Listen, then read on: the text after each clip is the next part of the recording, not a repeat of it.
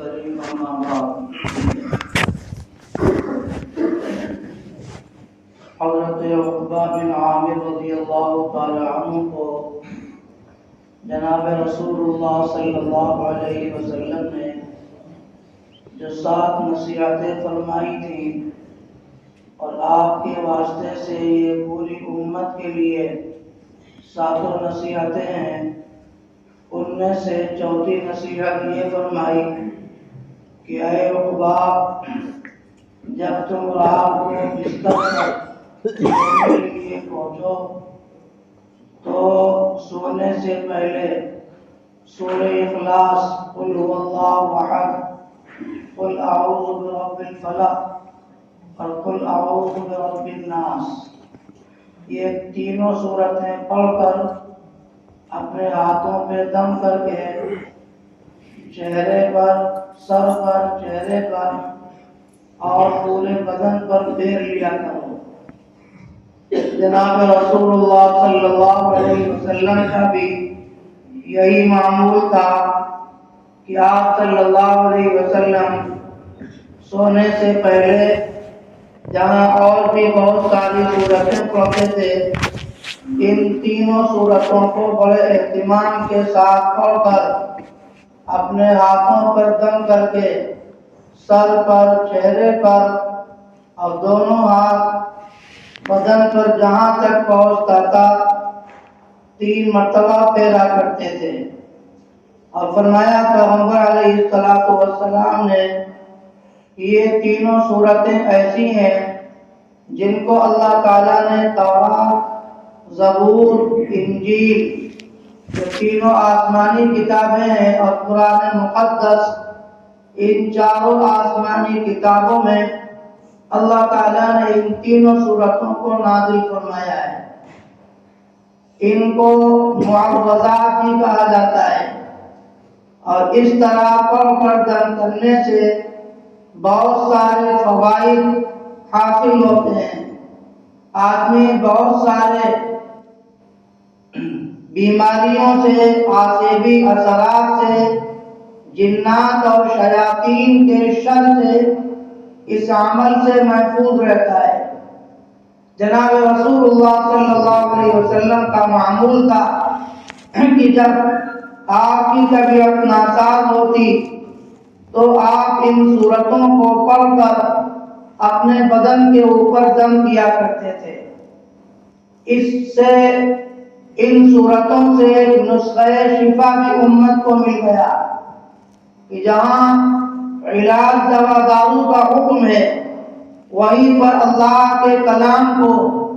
پڑھ کر اپنے اوپر دم کرنے سے بھی روحانی اور بدنی اور جسمانی طور پر جو اذیت ہوتی ہے اس سے شفا ملتی ہے۔ حضرت عائشہ رضی اللہ تعالی عنہ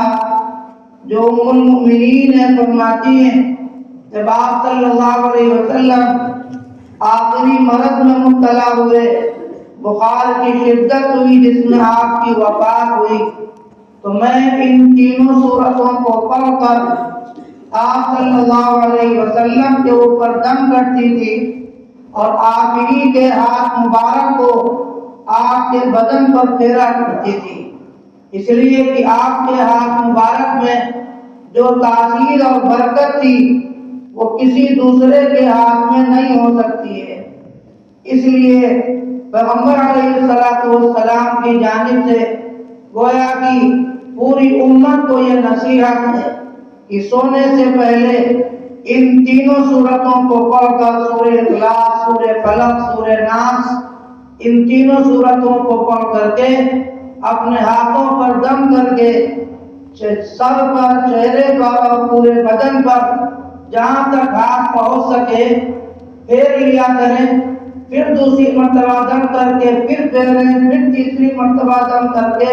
پھر پھیریں۔ 3 مرتبہ پیغمبر علیہ الصلوۃ والسلام اپنے ہاتھوں کو پھیرا کرتے تھے۔ بخاری شریف میں متعدد مقامات پر یہ روایت موجود ہے کہ پیغمبر علیہ الصلوۃ والسلام پر جب مدینہ منورہ میں لبید بن عاصم زرقی اس نے اور اس کی بہنوں نے اور اس کی بیٹیوں نے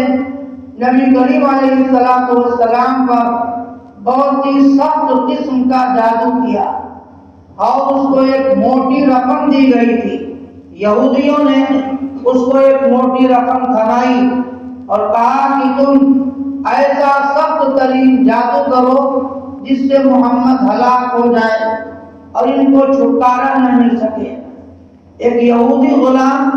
جس کی آمد و رفت پیغمبر علیہ السلام کے گھر میں تھی، اس کے ذریعے سے اس نے کچھ کنگھی کے دندانے اور بال حاصل کیے اور اس نے تانب کا ایک ٹکڑا لے کر جانوروں کی آنکھ سے ایک دھاگا سے بٹا جاتا ہے، اس کو تانب کہا جاتا ہے، تو اس میں ان کنگھی کے دندانوں کو اور بالوں کو لے کر 11 گرہ لگائی اور مدینہ منورہ میں ایک کنواں تھا، زرعام نامی کنواں، جس میں سانپ اور بچھو وغیرہ رہا کرتے تھے، اس میں کسی طرح اتر کر ایک بڑے پتھر کے نیچے ان چیزوں کو دبا دیا۔ پیغمبر علیہ السلام پر یہ اثر ہوا کہ آپ دنیاوی باتوں کو بھول جاتے تھے، دینی باتوں کو نہیں۔ مثلا ازواج مطہرات کے یہاں آپ تشریف لے گئے یا نہیں، یا اور کوئی دنیاوی کام آپ نے اس کو کیا یا نہیں، اس طرح آپ صلی اللہ علیہ وسلم پر اثر ہوا اور اس سے آپ کو بڑی اذیت اور تکلیف پہنچی۔ اللہ تعالیٰ نے آپ کے پاس 2 فرشتوں کو بھیجا قوم میں، ایک فرشتہ آپ کے سرانے کھڑا ہوا اور ایک فرشتہ پائنٹی کی طرف کھڑا ہوا، اور ان دونوں فرشتوں نے آپس میں ایک دوسرے سے سوال کیا کہ محمد کے اوپر کیا چیز ہوئی ہے، تو دوسرے نے جواب دیا کہ جادو ہوا ہے۔ پھر دوسرے فرشتے نے پوچھا کس نے کیا ہے، نام بتایا گیا، لبید بن عاصم زرقی نے کیا ہے۔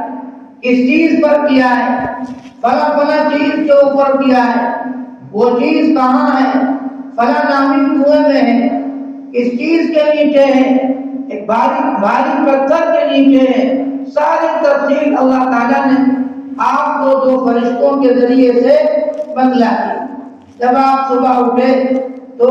چند صحابہ کو، جن میں حضرت علی رضی اللہ تعالی عنہ بھی تھے، ان کو بھیجا کہ جاؤ اس کنویں میں اور وہاں سے وہ چیزیں نکال کر کے لے آؤ، اور خود آپ صلی اللہ علیہ وسلم بنفس نفیس وہاں پہنچے۔ اس کنویں کے اندر داخل ہو کر جس میں سانپ اور بچھو تھے، پتھر کو اٹھا کر ان چیزوں کو نکالا گیا۔ اسی وقت اللہ تعالیٰ نے سورہ فلق، سورہ ناس، یہ دونوں سورتیں نازل فرمائی، جس میں 11 آیتیں ہیں دونوں سورتوں میں۔ آپ صلی اللہ علیہ وسلم اللہ کے حکم سے ایک آیت پڑھتے اور ایک گرہ کھول دیتے تھے، دوسری آیت پڑھتے دوسری گرہ کھول دیتے تھے، اسی طرح ہر آیت کو پڑھ کر کے ایک گرہ کھول دیتے تھے۔ جب ساری گرہیں کھل گئیں تو آپ صلی اللہ علیہ وسلم فرماتے ہیں کہ میرا بدن ایسا ہلکا ہو گیا گویا کہ اس کے اوپر ایک بہت بھاری چیز لدی ہوئی ہو، بوجھل ہو۔ اس عمل کے ذریعے سے میرا بدن بالکل ہلکا پھلکا ہو گیا اور وہ ساری تاثیر ختم ہو گئی۔ تو اگر کسی پر سحر وغیرہ کا جادو کا اثر ہو تو ان صورتوں کو کثرت سے پڑھا جائے، دم کیا جائے، تو اس کی برکت سے وہ اثر بھی ظاہر ہو جاتا ہے۔ تو سورہ فلق، سورہ اخلاص، سورہ ناس، یہ 3 سورتیں ایسی ہیں جو تورات، زبور، انجیل، قرآن مقدس، چاروں آسمانی کتابوں میں اللہ تعالیٰ نے نازل فرمائی ہے، اور آپ صلی اللہ علیہ وسلم نے پوری امت کو ایک نسخہ شفا عطا فرمایا ہے۔ ان سورتوں کو پڑھ کر اپنے اوپر دم کیا کرو، اس سے بہت سے فوائد حاصل ہوتے ہیں، شیطانی اثرات سے آدمی محفوظ رہتا ہے اور جسمانی فوائد بہت طرح کے حاصل ہوتے ہیں۔ اللہ تعالی ہم سب کو پیغمبر علیہ السلام کی ان زرین نصیحتوں پر عمل کی توفیق عطا فرمائے۔